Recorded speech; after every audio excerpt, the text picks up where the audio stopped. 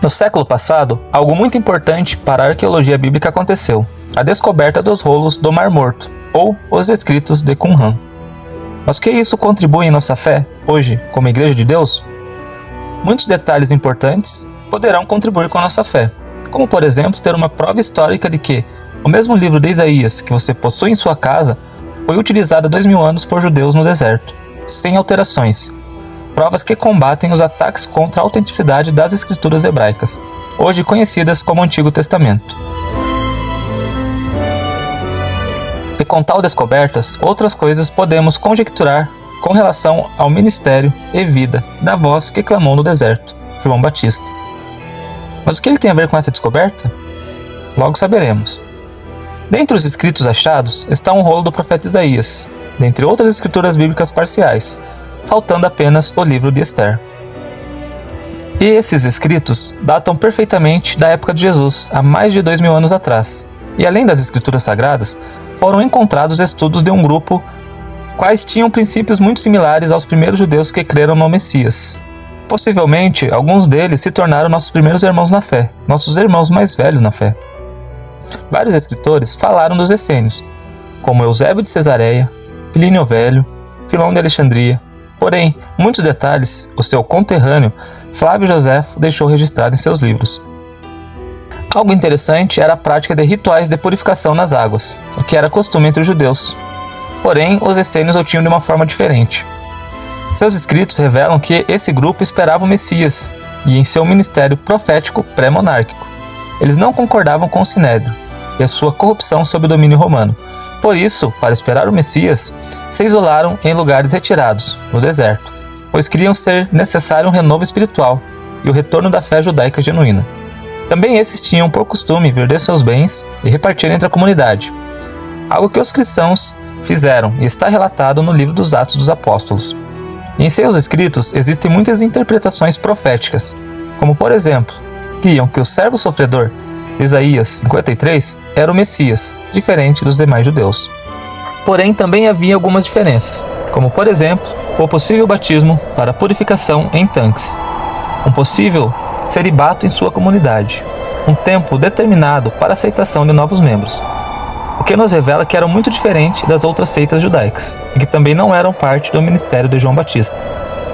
João Batista iniciou o batismo por imersão em águas correntes, com um novo significado, o arrependimento. Algumas semelhanças com os essênios nos chamam a atenção em sua vida. Essa comunidade vivia muito próximo da onde João Batista foi criado pelos seus pais, Zacarias e Isabel. Quando pensamos na matança de crianças ordenada por Herodes, lembramos que a fuga de José, Maria e de Jesus para o Egito foi real. Mas e João Batista, como escapou? Não está escrito na Bíblia, mas pela história podemos supor algumas coisas. A primeira é que é fato que os essênios tinham costumes de criar crianças deixadas em suas comunidades longe do centro judaico israelense. E talvez a fuga de João foi para lá. Mas como dissemos, são suposições. Mas o fato é que a voz que viria do deserto não seria dado ao vinho nem ao pão. Anunciaria a nova aliança e falaria duramente contra os líderes religiosos da época. E tais semelhanças com os essênios nos permitem supor sua criação em meio a essa comunidade.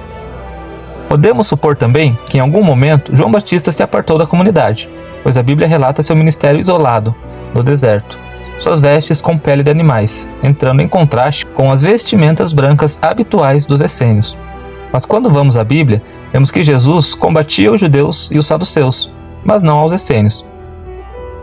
Primeiramente devido à sua distância social, e possivelmente porque algo muito próximo à sua mensagem era anunciada por eles. Pois vemos em seus escritos que eles esperavam o Messias, segundo as 70 semanas de Daniel, do capítulo 9, conforme a Igreja de Deus prega hoje. Além de outros estudos bíblicos, em seus textos vemos seus cânticos anunciando a vinda do servo sofredor, que curaria, ressuscitaria mortos e anunciaria as boas novas aos pobres.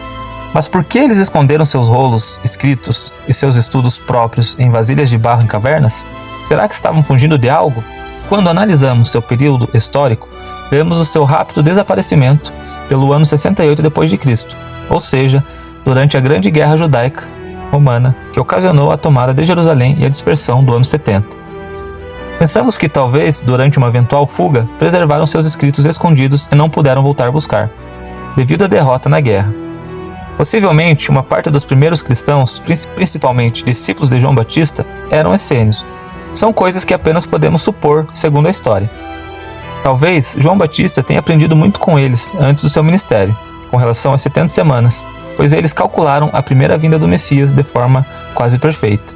E devido a essa mesma profecia, talvez previram a invasão que viria, e guardaram sua herança nas cavernas. O grupo em si não era um ministério iniciado por João ou por Jesus, mas possivelmente, dentre os 144.000, havia alguns deles.